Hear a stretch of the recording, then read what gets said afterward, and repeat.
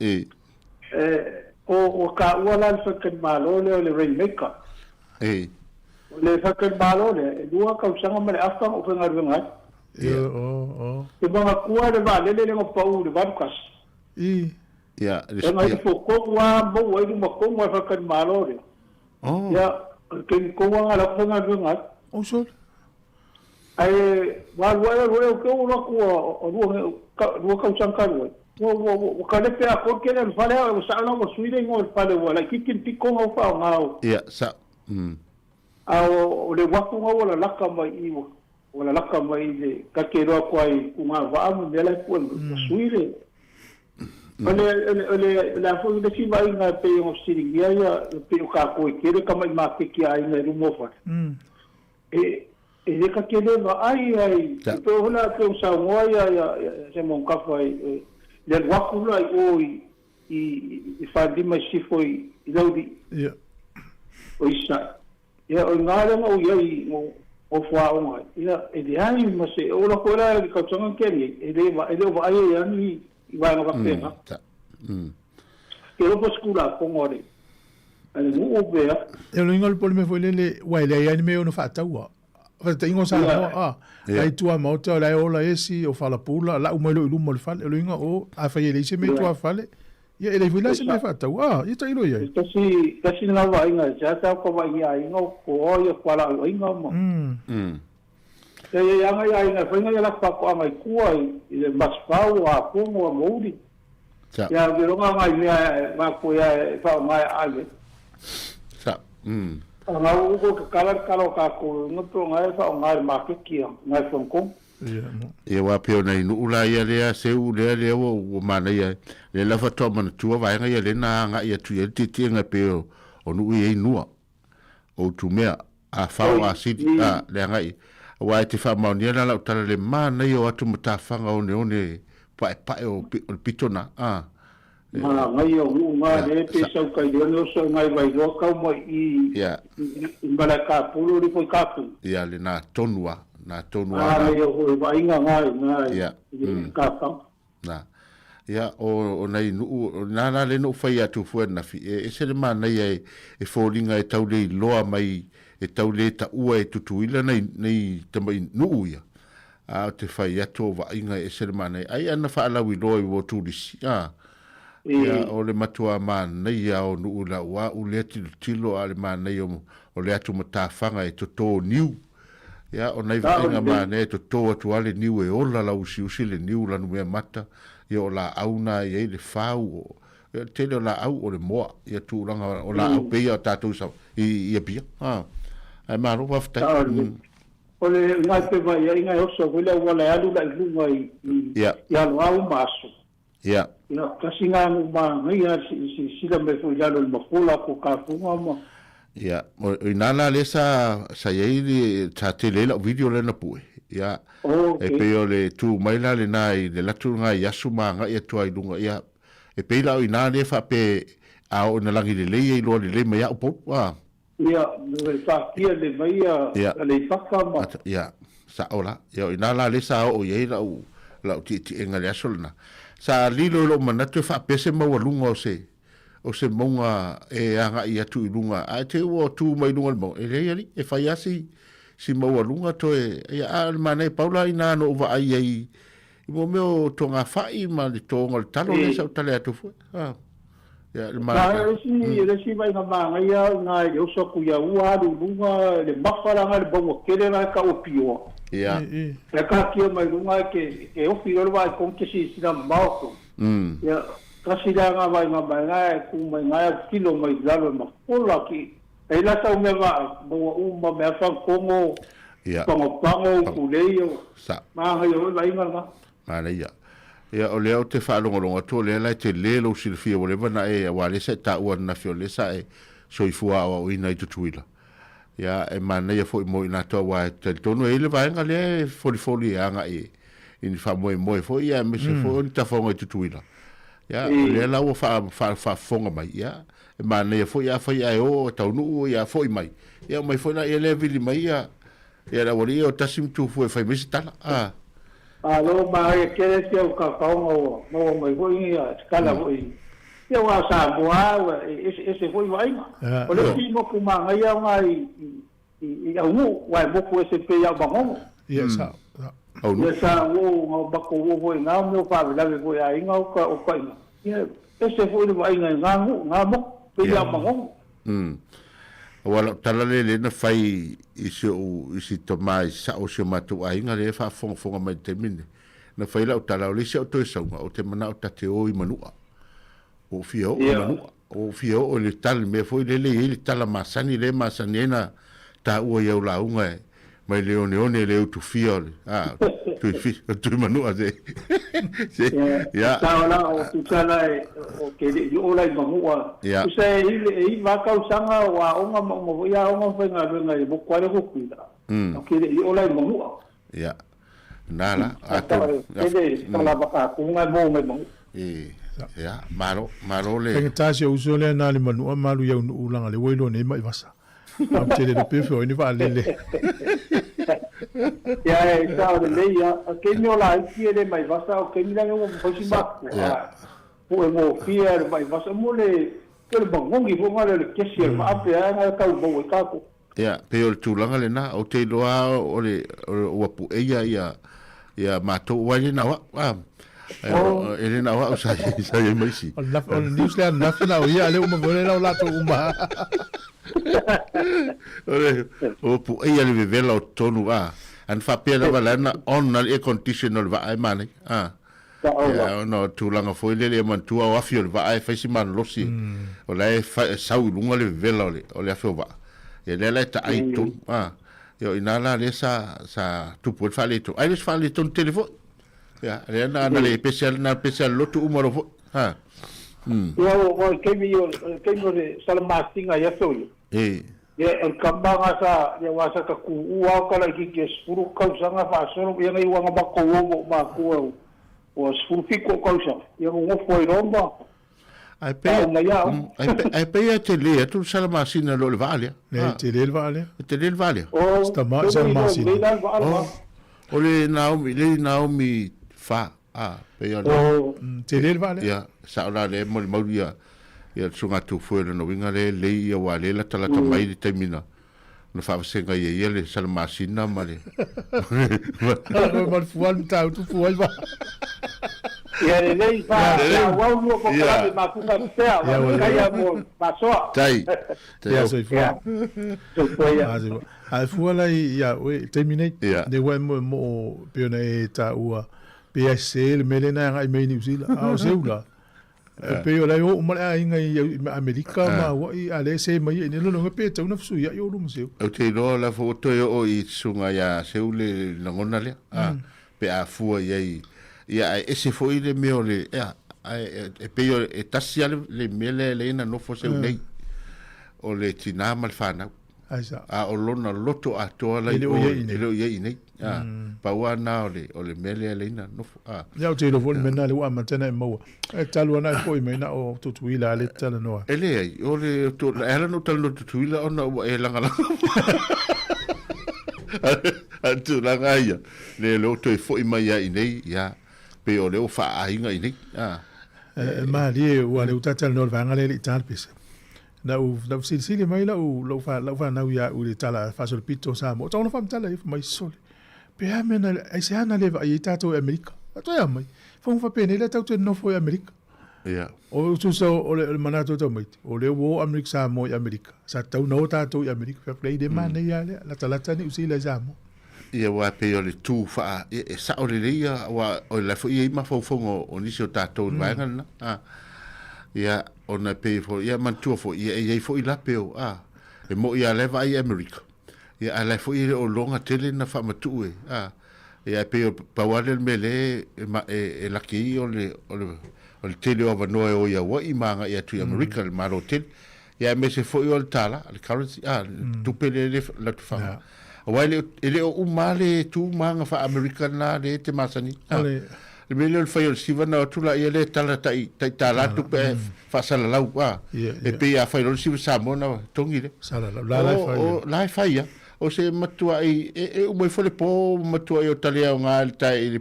foi to fa ma ponga tu pe e le ala tu tonu fale fa fola le fale la le pe le nta to vai e tu te lo singa fu ama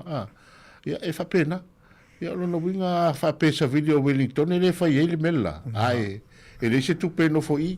lo no winga la tu fi me ele vai ngale tu mo fale lo tu fi me va ngale we bro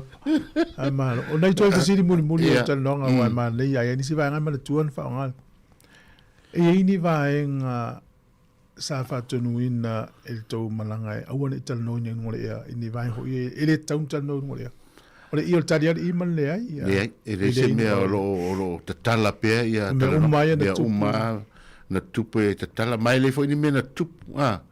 o le mena le ona le ese foi le se papu i pui o le tano ona le na mata manuia malanga fa ai manuia ia to foi mai wana ini men tupu e tanga tele o mai ia ana ini me tupu e lua me ai o le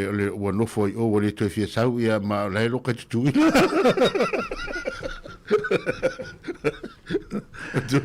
au te do ni si to booking le lumana i lo tau le na ia e to taria le o tau pe le to taria e fai no facility mena se fai il fono le a copa le fai ni po i ni poti o mai me le o tau i ni me o fa ia te lo o tamai no ia tamai mona to filotu ale sila ta la valitete na to malanga atu la fatali me o to le a copa mix Samoa ia ele fa engala o to fo to tele fa tali o to pe to tele fa e o to e to tele atu e la to sa foi le fa e na mato wa per fori ona pe o tonu ma tole se ngol va ia o le va ale na ma ia pe e tanga tra wan tu li me ale vene va tu ia ita le tu va ta sina ma va tu le omala ia e pe o le mainga le na fa no mai ia o to tele la tu no mai fia fa ma fa to fa ia o le akopa tutuina le na mai ele onis o le siva ngale te mai tau ina foi malanga pe au Samoa a fo i mai to o tu uma to nginga ma ai fa pena tu uma to nginga tu le no to ninga ia la vai o me patino le akopa le ia se va na foi o fa pe mai ia me fa suvania o te lo la ini si lo mo buro la to o tutuina a o la le le to mai le ia wa mai foi la tutti nava ai felo o fu o tino le ia fa pena o le to fisi sa wa te o fisi o to fisi le fa uma lo le wa le va ngai te una tala na tama le ia mxa tuila o le la na malo no le pe no fa ya to tele o le mato malanga le na le sa o ma futo lo ai o no fa moi foi mani so fo fa le ai nga sai ia ole mai le se me ole a lui fo fa pe e tamaleanga o e tawana na o fai le a mio pule ma tu la mo fa pe na wai o a me muli mai ate o ia ile ia se me o to li lo la ta tu ni po fe lo tanga te muli al te me puata ia se u ta fi peata na o la va e ia vai Atata to pesi. Está do pesi. Ma nei te le fa no itala me America Samoa. Ia tau ia mota to i vole vali to yo. Ya le ta sta to pesi vai fo nei tu la ta yao. Ya ma no na so fo muri fa talo fa tu sunga elia le fa so mai tele sfisidi le no fo ia.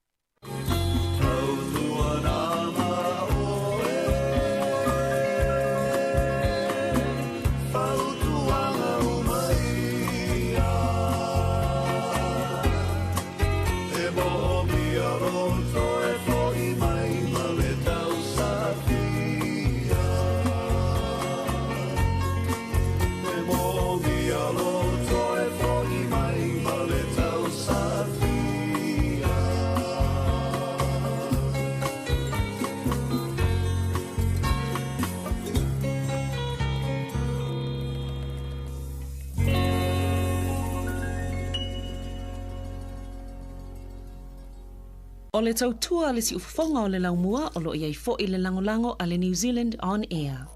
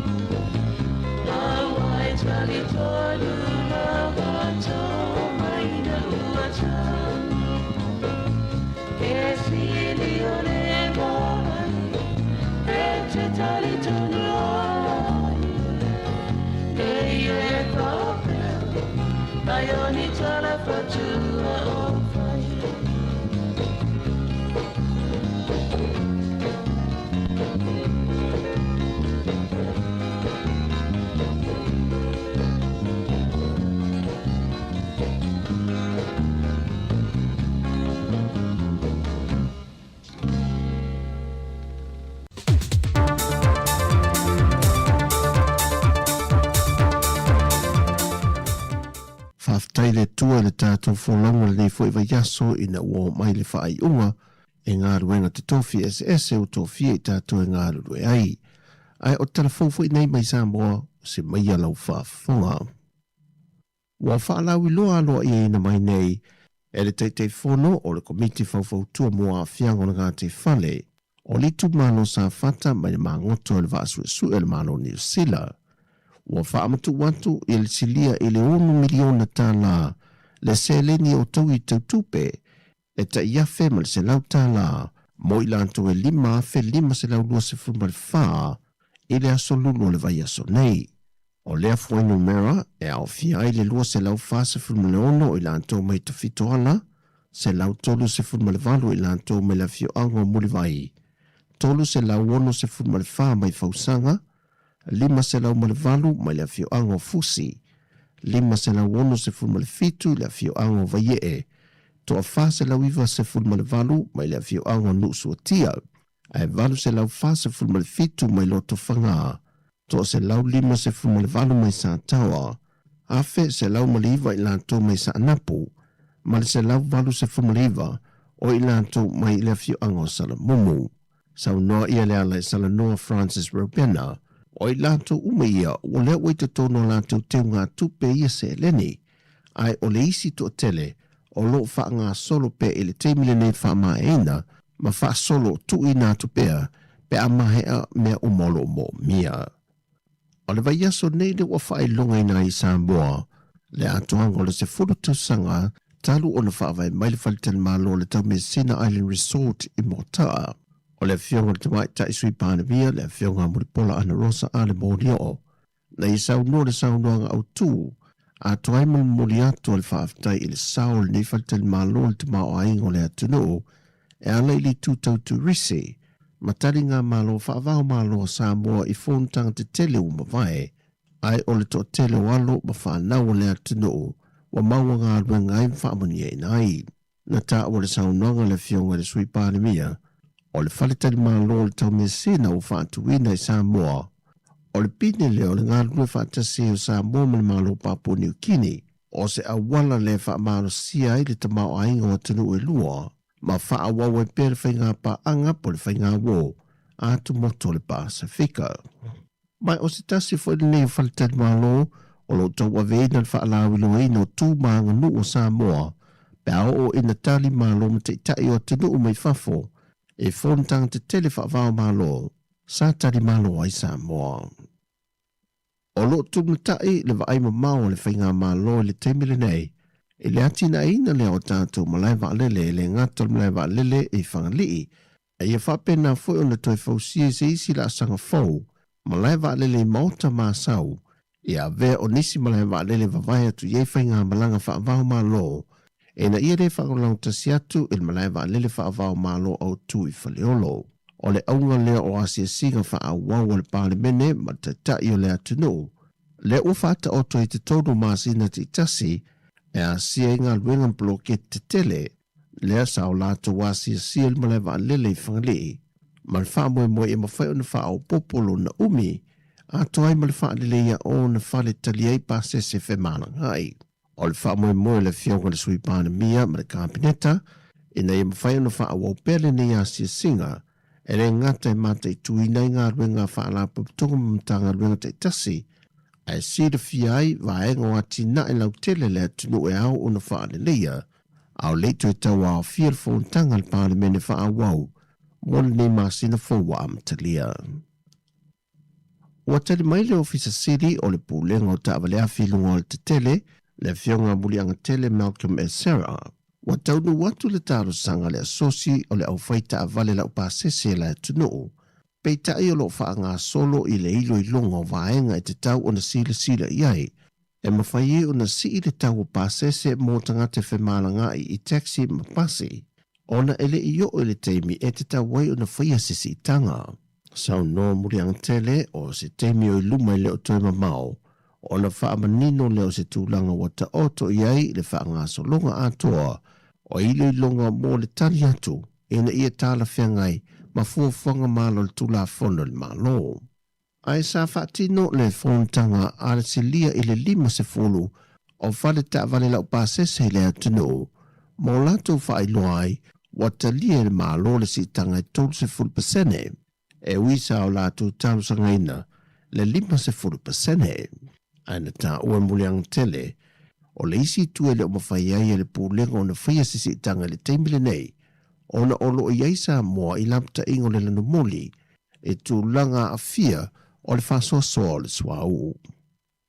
O talafowia, manu e tele lava le whai unga wa yaso lo tātua tunu o whasoifuia.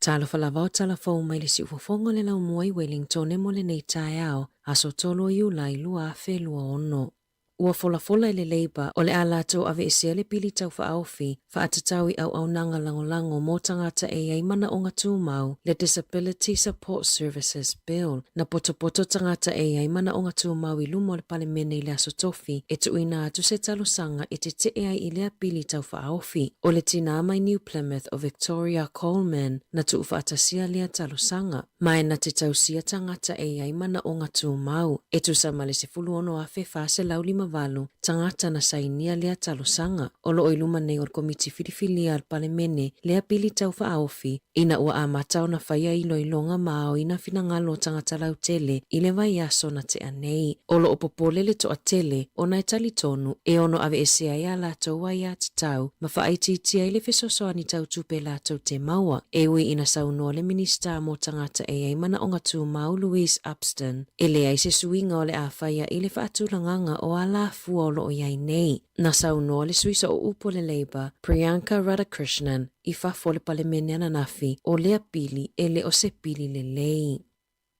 Ua whalawa I tele le mālona na porkalame I a o ngā amata, e ati na ai ailenga ngana tautala mota maiti I a o ngā amata, o le popolenga, ona olo o te lele a fianga o le tautatala ata maiti, I le tele o taimi e whaalu I screens po o telefoni ma tablets, na whaasilasila le ministawa o ngā Erica Stanford, o le a whaalau tele atu mai leono se fulu lima, I le lima se lau lua se fulu lima o a o ngā amata, e mawaina le Enrich Program, e fesosoania I ta maiti mai le ta I se fulu valu maasina, I le ta I lima tausanga, e se fulu lua te sima le wha miliona tala le tupe mai le paketi o le tausanga taluai, o le afesosoani e whaawa wai lea polo kalame. Whaailoa e Stanford, o lo o mau e suenga, o le umi o taimi e whaalu e tamaiti lungo screens, AI tablets, iPads, TV ma telefoni, le mafuanga o le whaatuai o na tautatala o isi tamaiti, ma whainga tā I feso o ta inga I le vao mātua ma whanau. O lo o iai tamaiti ta ili matausanga o lo o ia onga, ai o lo o tautatala I le level, po o le mawalalo o le tautala a le tamaiti ti lua tausanga. O le porkalame tu ina tuaini me totia I whaia onga whaapea ta iala ma mea whainga luenga, e feso soani ai I le atina inga o le ngangana I tamaiti, e alai ta alonga matala noanga maasani o aso uma.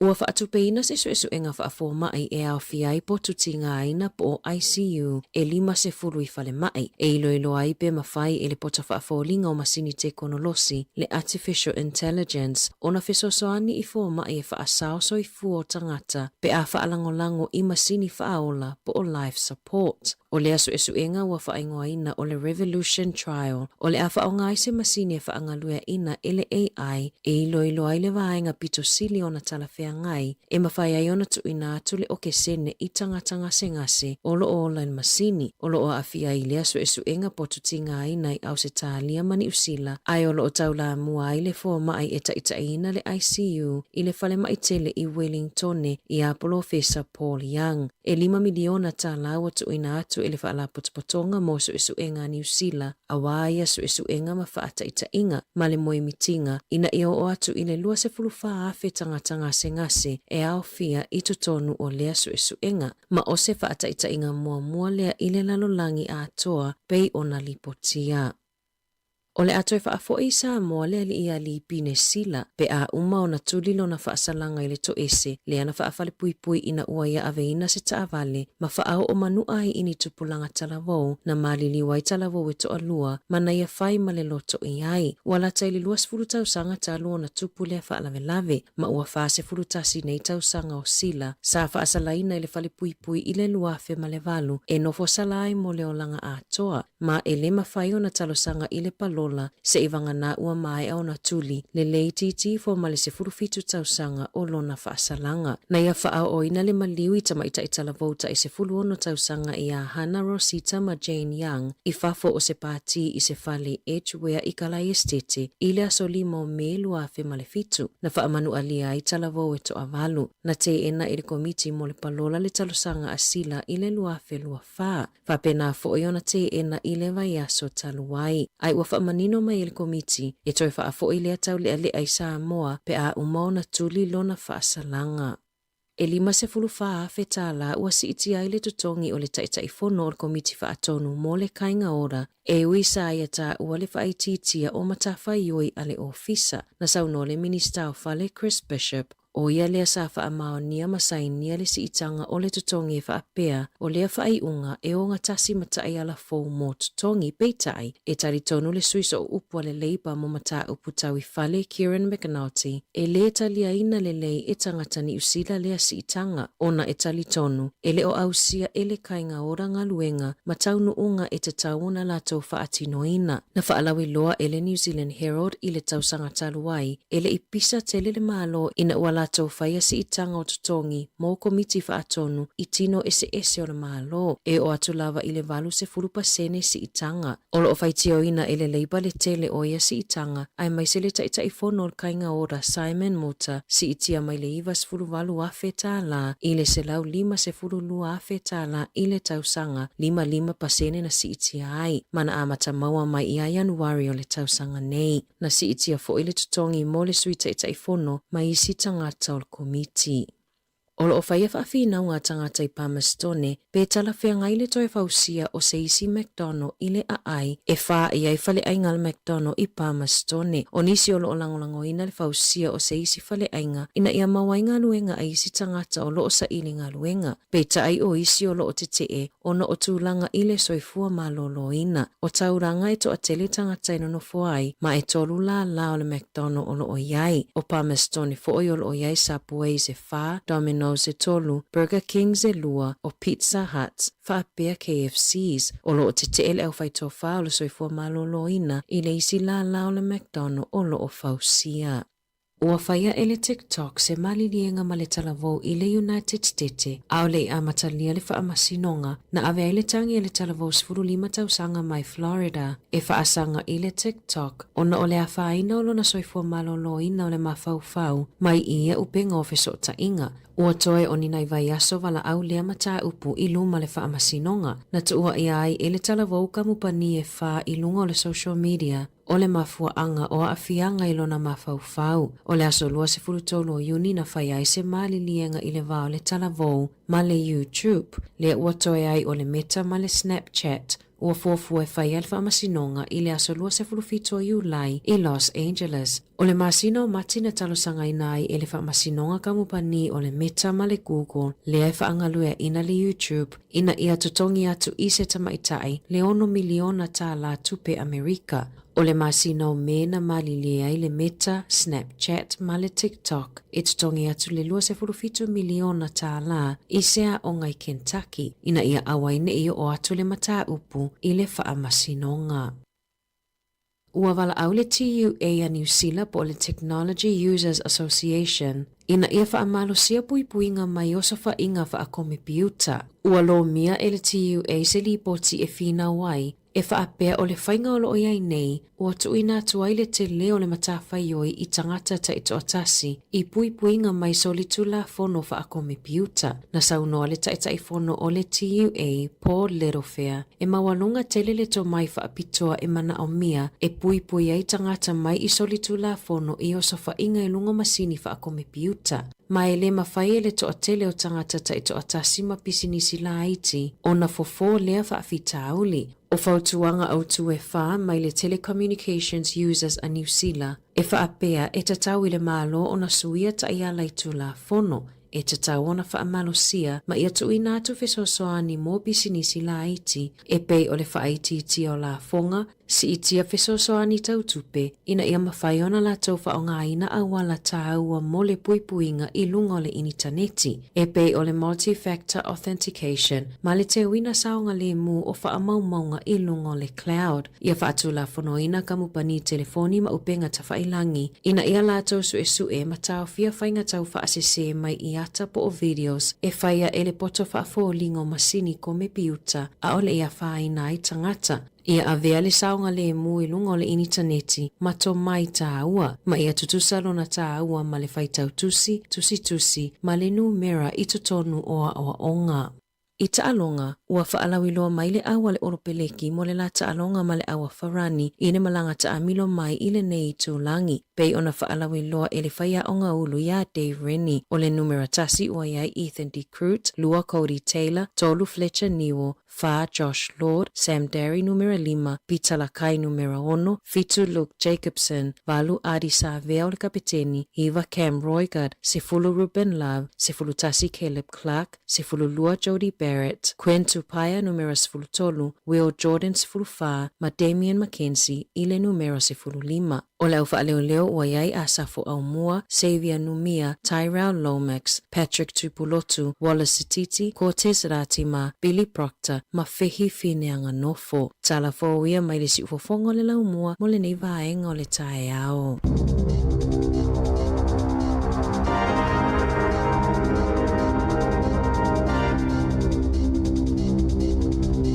Ja, malo fa tai tanto telefoto e mola no fa fonga ia I sfuru ma le lua I le au le nei o temi le ua sfuru 20 minuti o te leiva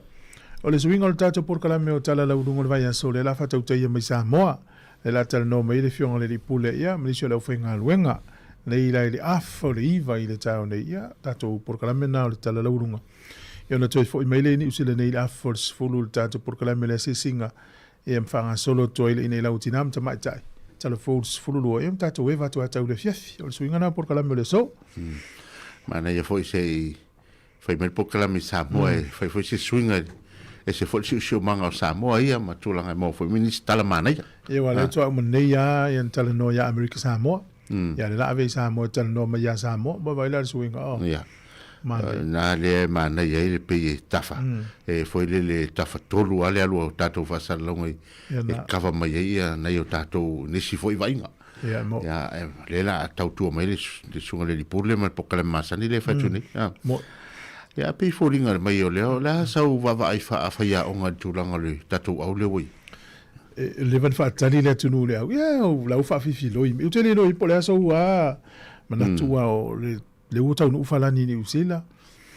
ya ala sa vai le au fo weti man le nei tua ya pe yo le e paua le tūlanga le foi le o te mata I tū iei o le tūlanga le o le fitu o le fitu e le whape ua lewa foi ta alo le tamalea a o la ulava va ai I le tūlanga pe ona whaatusa le a falani o le aue e le ngata le malolosi a o le sausawa I o le peise e alu e le ta alo falani e o tamala le e le stangata e sausawa tele sa ferolo pen fa pele tu le ono a olona va ia le o le open site flanker ya tia o le talafe unga lona sa awa ata to ni tato va ai le faino ya na tato va ai lo le ia le ile ta alo tanga tele ina le sa tele na fale tonu mai ia the chiefs o matu ai le esenga luanga mlisi me ta mo e mai le stanga te sa ya pe o le fitu le na ia male numela lua I fo weti ale mal numela lua no fa pea e amata ia tatu tamale wa o te lola wala na piki ia teila o le experience il tangata woleva matua e lo fa foi ia a fu ia il talale na mai le coach e piki le au le on form e pe la mena la tu mata ia matua foi le tasis faya o ngala pe to tolula to fala to le otu ia ilo la to ia e se tato o levanta fiva ai e se tawinga le la tawia au ia ma tato plex na ngale e lunga la lo lava tu langa pe ne swinga fa fo se il faya ya tatou talusia ia me sin faftai le wai tonu ia ya tatou tamai me se tamale o fenga nofo ya wale laki ya manumia a wale laki tatou tamale o mopi ya pol verso le tele ya Italia ya mane talusia ya le fela mana ia le vanga fo ya tatou tunu mata mai mo ya me se fo le fiato o se futa mari o tatou tunu ya fa longo o manga ya le wai tonu fo o le lau ale la to fa ya ya mo wa mana ia lau tal no fo le tu lang lau i wa pe o le verso atoa ma te tal no ila ma stasio la fata wa pa inu le ma fati to talinga ila na tal no ya o te le suinga le ta o to fa longo to ile ila tanga sa tango e talonga